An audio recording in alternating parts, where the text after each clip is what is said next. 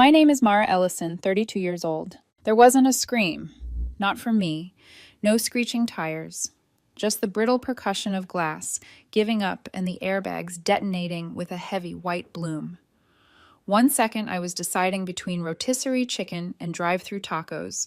The next I was hanging upside down in my car, seatbelt slicing across my ribs, the world a tilted snow globe of glittering safety glass and the copper taste of blood.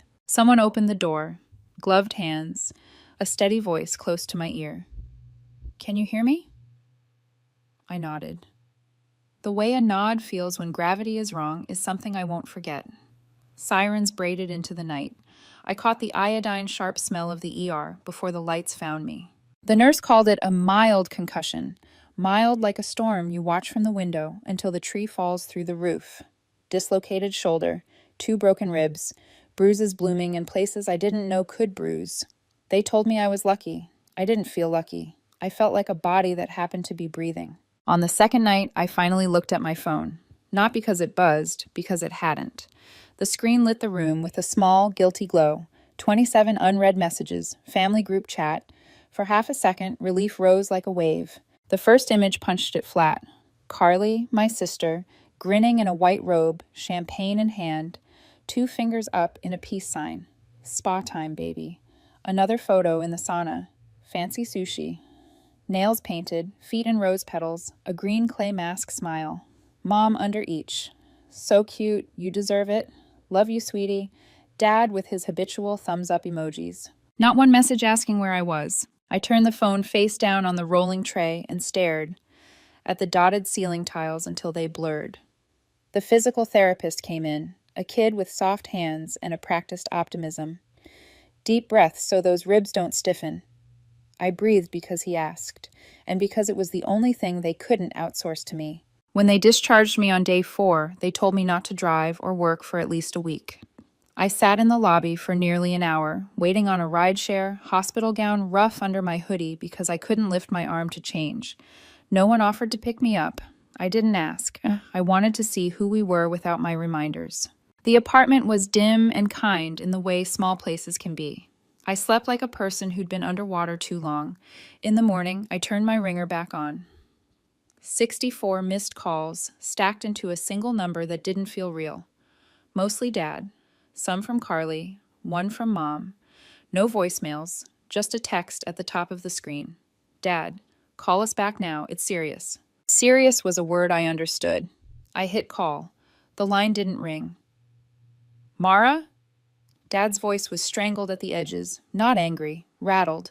I pictured him pacing, phone clamped to his face, eyes scanning for an explanation that let him keep all his favorite stories about us. He started talking fast. Something about Carly's rent not going through, her card declining, how she couldn't access her bank app. I said nothing. He filled the silence. Mom had tried to transfer money for bills, and it bounced.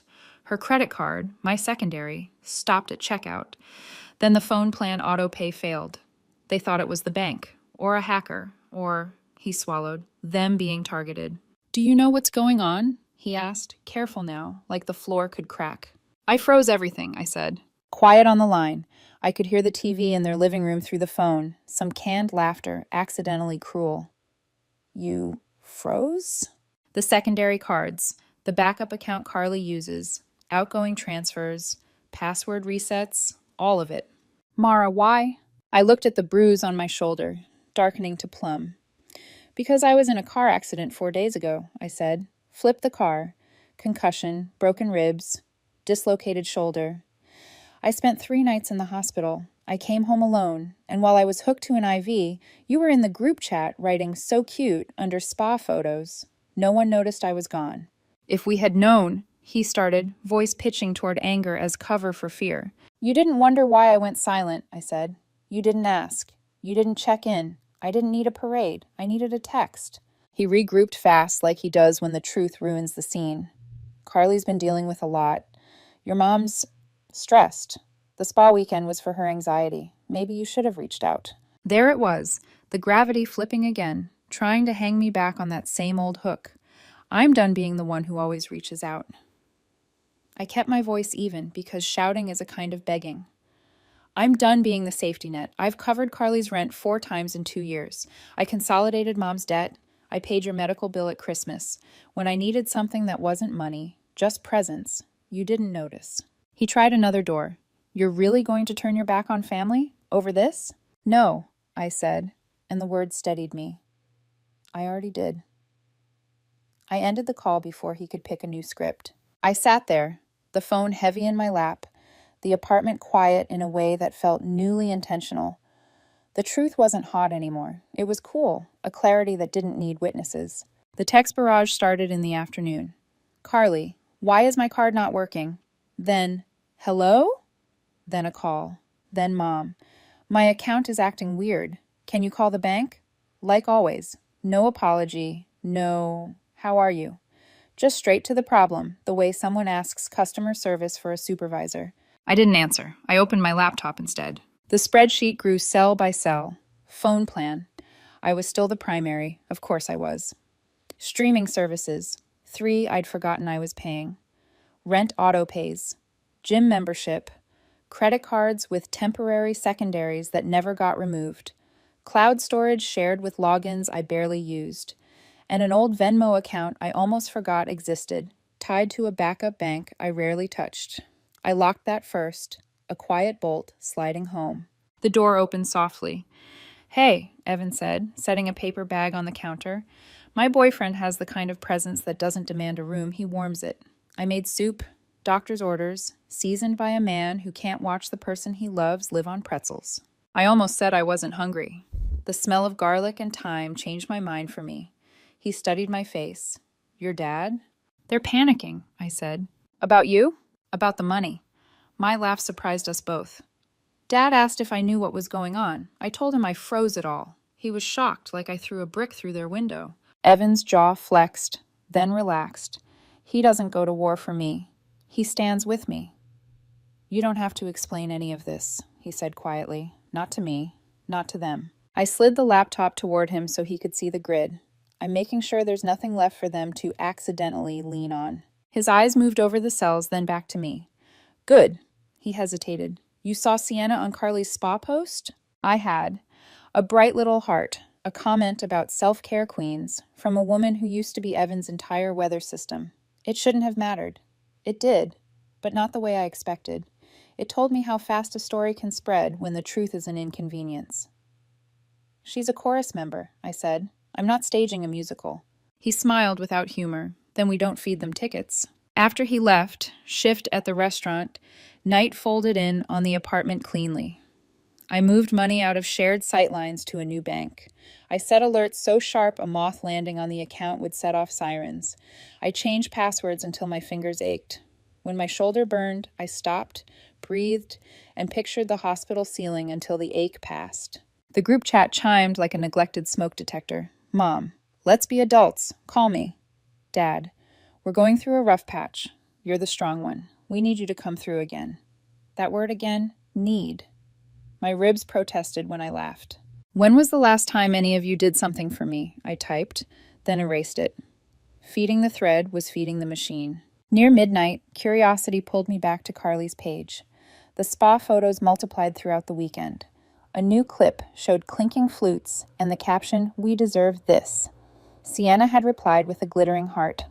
I felt nothing but a quiet note of warning. People who love a headline won't read the article. Before bed, I wrote 3 lines on a yellow sticky note and pressed it to my screen. This is not revenge. This is reality catching up.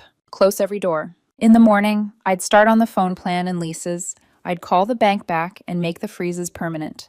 I'd look for my name where it never should have been and take it off with the patience of someone writing frames on a wall after an earthquake. For the first time in a long time, the silence in the room didn't feel like punishment. It felt like a blank page. Morning arrived with the kind of bright, indifferent light that makes you honest. I propped my laptop on a pillow to spare my ribs and opened the spreadsheet. Columns waited like open doors. Account, owner, who's attached, action taken, date, proof.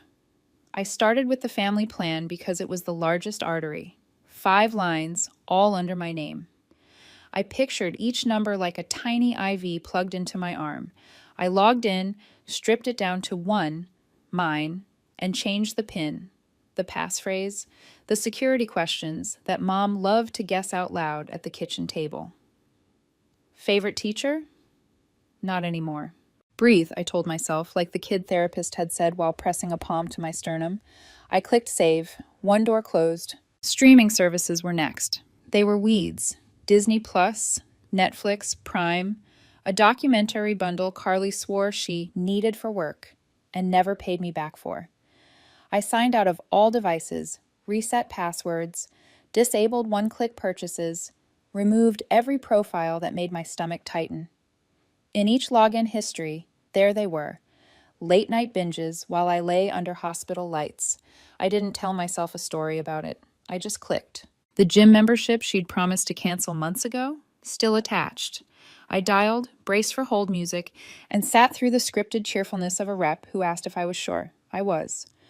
When she offered a free month to stay, I said, "Please remove my payment method," and let the silence on my end carry the answer. Autopays were trickier. Carly's rent had run through my account so many times that the portal still autofilled my email. I removed it, then sent a formal request to have my name taken off all contact lists. In the emergency contact field, still me, I typed "update on file" and hit submit. The little confirmation checkmark felt like a grain of sand lodged under my skin, finally working free. Evan set a mug of coffee at my elbow and kissed the top of my head. "Soup for breakfast is legal when you're healing," he said, sliding a thermos next to the mug like a second son. "How's the map of exits looking?" "Like a house after a party," I said. "Sticky and embarrassing, but solvable." He sat beside me and didn't look at the screen, just at my face. "You sure you want to do phones today? That's going to land like a grenade." "It needs to be early," I said, "so they have time to discover Wi-Fi before dark." His mouth twitched. Strategist. I worked until my shoulder throbbed and my ribs begged for stillness. Then I stopped, set a timer, lay flat, and breathed. When it passed, I went back in. Cloud storage. I removed shared folders with names like Family Photos 2019 that contained 3 blurry fireworks and 2 bills I'd scanned. Rideshare, cleared family access, revoked credits. Amazon household, separated. The old Venmo she'd used once to pay me back $12 for pizza? I tightened that lock twice. The backup bank account it was tied to had been moved, renamed, and tucked where no one could reach it without a map and permission. I wrote down every change, kept every confirmation, printed PDFs like paper shields. By noon, the messages started to thud against my phone. "Carly, why is my phone not working?" Carly, "Hello, Carly. Mara, answer me." "Mom, honey. My card declined at checkout. The bank is acting strange. Can you fix it?" "Dad, we should talk like adults. Be reasonable." The word reasonable sat on my screen like a fruit fly I couldn't swat.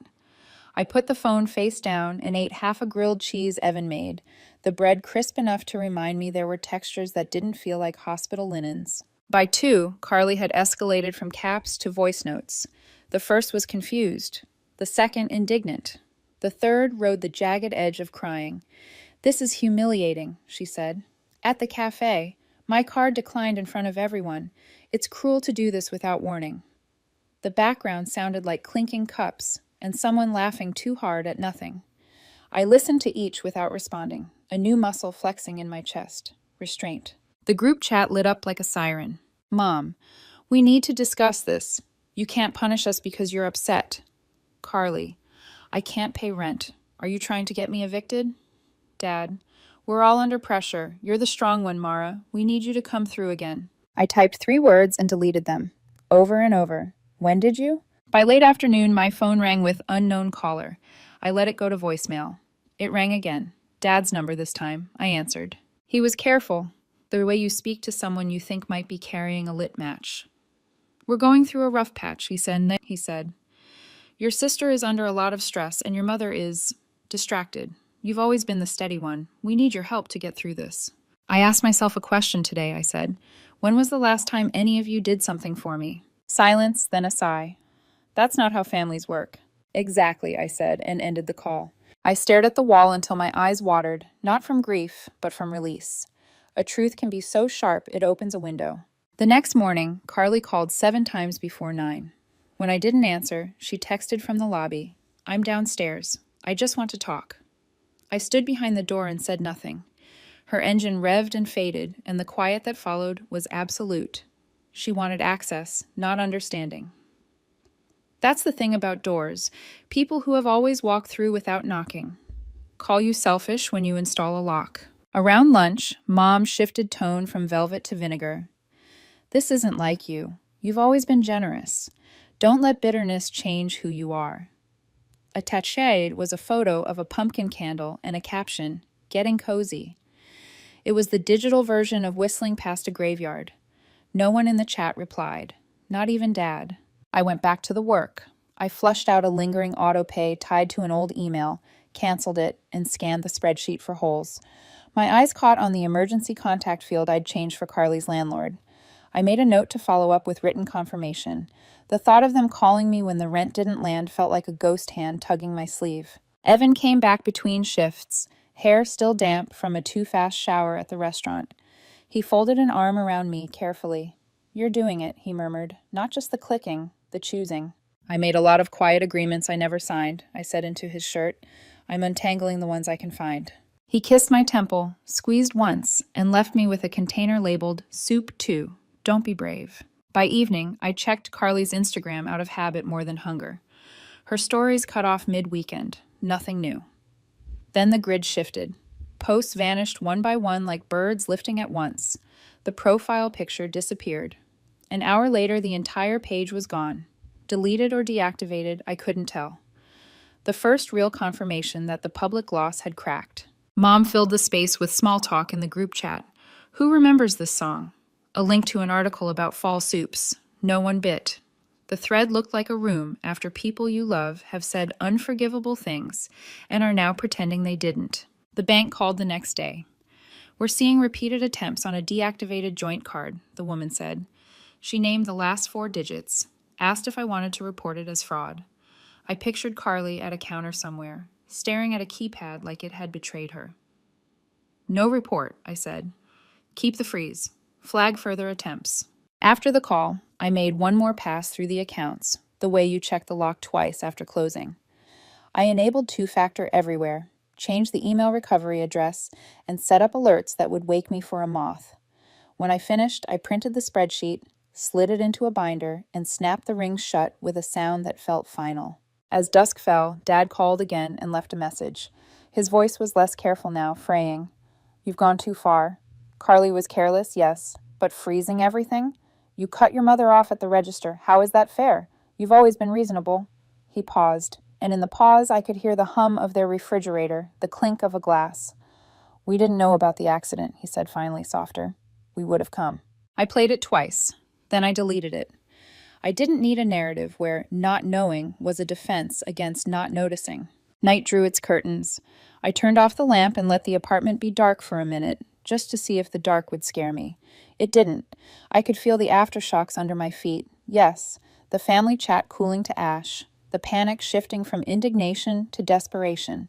But grief wasn't steering anymore. Clarity was. Before bed, I opened a new note and wrote a single line for tomorrow. Follow up on landlord emergency contact. Beneath it, smaller. Expect the letter. I didn't know what form it would take, only that something on thick paper with precise cursive would arrive to tell me who I was and who I should be. I closed the note and smiled without warmth. They were late to the story. I'd already written the next scene. When sleep came, it came fast. No midnight scroll, no bank alerts like cold hands on my chest. Just quiet. The kind that used to feel like abandonment and now, slowly, felt like a room I'd finally unlocked for myself. The letter arrived on a Wednesday, slid under my apartment door like a warning. Thick cream-colored envelope. My mother's handwriting, neat and deliberate. I carried it to the table, sat down, and slid it open with a butter knife. 3 pages of cursive. The first line, "We've all been under stress, but family must stay united." The middle paragraphs were performance. Pride in me for being responsible, sympathy for Carly's struggles. And then the pitch, a temporary loan, just until Carly's situation stabilizes. Attached, copies of Carly's overdrawn account, a credit card statement with nearly $3,000 in designer purchases, a spa membership bill, and at the very bottom, a typed contract. Loan terms, interest rate, signature lines for me and Carly, a witness signature space, as though we were strangers entering litigation. I sat with it for a long time. My ribs ached from laughing without sound. Not an apology, not one word about the hospital, the accident, just a contract to turn my exhaustion into collateral. I slid it back into the envelope and left it on the counter like an artifact. That night, my buzzer rang 3 times. I didn't move. Then came a knock, slow and deliberate. My phone lit up with a text. "It's Josh. Carly gave me your address. Please open up." I cracked the door. Josh stood in the hall, hands shoved into his pockets, awkward in the way of someone who knows they've been used. Carly's ex. He hadn't been around since their messy breakup 2 years ago. "She told me you've lost it," he said quietly, "that you cut everyone off out of nowhere. She wanted me to talk to you, see if I could help." He hesitated. "I don't buy it. That's why I came." I let him in. We sat at the table. I showed him the envelope, the spa photos. I told him about the crash, the hospital bed, the silence. He didn't interrupt. His jaw clenched tighter with every detail. Finally, he said, "She's been staying at your mom's. They're telling people you had a breakdown, that you couldn't handle stress, so you're punishing everyone. They're getting sympathy for being the ones who have to deal with you." I stared at him. A bitter kind of calm spread through me. "So when they lost my wallet, they reached for my reputation." Josh nodded. "I thought you should know." When he left, the air in my apartment felt heavier. I could almost hear the whispers being typed, the comments flooding under vague Facebook posts. The next morning, Evan slid his phone across the table. A screenshot. "My mother's Facebook status. Please keep our family in your prayers. Some people lash out when they're in pain. We're trying to stay strong through a very difficult time." Dozens of comments. "Sending love. You're such a strong mom. Stay positive." Evan's hand brushed mine. "You don't have to fight them, but if you want to, don't do it with words. Do it with proof." I opened my binder, the spreadsheet, the bank records, the screenshots. I added the letter, the contract, the Facebook post. I organized them into a folder titled Truth. Then I sent every document to one person. Dad. No message, no context, just evidence. Hours later, my phone buzzed. A text from him. "I didn't know. I see it now. I'm sorry." 6 words. No excuses, no defenses. I read them twice. My first instinct was to believe. My second was to remember how many times sorry had been a pause before another request. So I didn't reply. That night, Evan asked, "Do you feel lighter?" I thought about it. "Not lighter, just done waiting." He nodded, then let the weight sit with them for once. I placed Dad's text on the mental shelf where the contract sat, proof of what I'd always known but never wanted to admit. They were never going to see me as more than the glue that kept their lives intact. And now the glue had melted. 2 days later, the knock came again. This time it wasn't Josh. It was a courier, an official-looking envelope stamped with a landlord's logo. I tore it open with a pit in my stomach. Notice of pending eviction. Tenant Carly Ellison. Balance overdue. No response to outreach. 5 days before filing. My email was still listed as her emergency contact. That was why it had come to me. I held the paper, remembering every quiet wire I'd sent to that office over the years. Payments Carly never acknowledged. Sometimes she'd send a single check emoji and vanish. Now, without me, the foundation was crumbling. I folded the notice and slid it into the binder. A tripwire had already been set, and I could feel the ground trembling. And still, I hadn't heard the last from Carly. The eviction notice should have felt like closure, but it didn't. It felt like the beginning of a deeper unraveling. I placed it in the binder with the rest. Proof, evidence, weight. But the silence that followed wasn't peace. It was the sound of pressure building. Josh texted me again later that night. "I stopped by your mom's to grab the last of my things. Carly looks rough, puffy eyes, pacing. She tried to rope me into talking to you again. Said she couldn't believe you'd do this to her. I didn't bite. But Mara, she and your mom fought. Bad. Neighbors called the cops." I stared at the message, picturing my mother's living room, the couch where Carly had curled up for every temporary stay, the shelves stacked with candles and picture frames, now shattered by shouting. Josh's next text came before I could type. Carly took your mom's car, just left her stranded, keys gone. The image hit me harder than I expected. Carly, the golden child, turning on the last ally she had left. Maybe this was the real fracture. Maybe this was what happened when I stopped being the silent backbone. They couldn't even hold each other up. 3 mornings later, I came home from a grocery run and found another envelope shoved under my door. No stamp, no handwriting, just folded paper inside. I opened it on the kitchen counter. A printed screenshot, a Venmo transfer attempt, $900 from one of my old backup accounts. A dusty one I hadn't touched in over a year. Carly had tried to pull from it quietly, as if she could thread the needle through one last open vein. She failed. The transfer had bounced. What she didn't know was that I'd already locked that account days earlier, anticipating she'd remember it. But seeing it on paper, deliberate, undeniable, ripped away the last sliver of hope I had for repair. I wasn't paranoid. She really would drain me dry if I left a single door open. That was it, the tripwire. The next morning, I walked into the bank. The fraud specialist pulled up my file, eyes widening as she scrolled. You caught this early. We'll flag her name, IP address, device ID. If she tries again, it'll trigger automatically. I nodded. I don't want charges yet, just documentation, a line in the sand. She gave me a sympathetic look. Family cases are always the hardest. I didn't answer. Family was just the name we gave the thieves who smiled while they took. Back home, I sat at my desk with the binder open, every page heavy with history. Receipts, screenshots, eviction notices, bank records. It wasn't anger that filled me now. It was clarity. A map of how I'd carried them for years without realizing it. I started shutting everything down for good. Email addresses tied to old subscriptions, forgotten free trials that had somehow lived on. Even an insurance policy Mom once asked me to co-sign for convenience. I called and removed myself. One by one, I cut the strings. When I finished, I blocked them all. Phone numbers, emails, social accounts, even the family group chat. I set 2-factor authentication on everything. Changed recovery questions, locked down the Venmo, the PayPal, the cloud drives, every plank of the bridge. Dismantled. And then for the first time I felt it, the quiet. Not the silence that used to gnaw at me in a hospital bed, but the kind that hummed like safety. Evan came over that night with takeout. He didn't ask questions, just set the food down and poured me tea. We ate on the couch, the TV low. Afterward, I told him about the fraud attempt, about the car, about the fight. He listened, eyes steady. Then he said, "You know what I love about you? You're not doing this out of spite. You're doing this to live."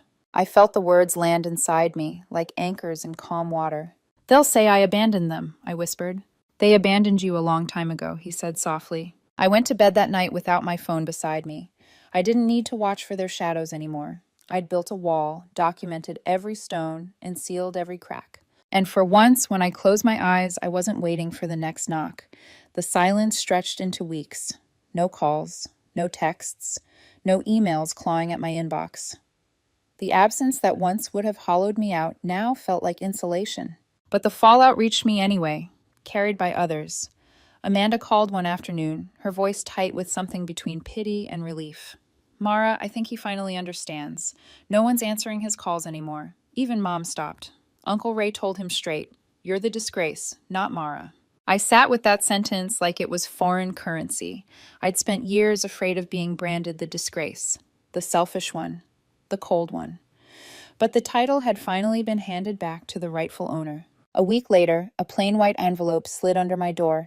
Inside was a check, $2,400. The debt from last spring. The signature scrawled angrily at the bottom, but next to it, another hand steadier, Rachel's. She'd forced him, paid the processing fee herself. A note on the back read, "You were right to demand it." I held it for a long time before depositing it. The money mattered less than what it represented. Acknowledgement, however reluctant. The car Rachel returned sat in my driveway like a monument to every tangled obligation I'd carried. One Saturday, I cleaned it out. Food wrappers, empty bottles, the smell of neglect. Then I listed it. A young couple came, starry-eyed, counting cash in trembling hands. They drove off grinning, their first car. Watching it leave felt like watching the last tether burn away. With the money, I booked something I hadn't dared in years. A weekend away. a cabin by a lake still fringed with ice. Evan and I lit the fireplace, the kids roasted marshmallows, and for 2 days, the only thing I heard was their laughter bouncing off water.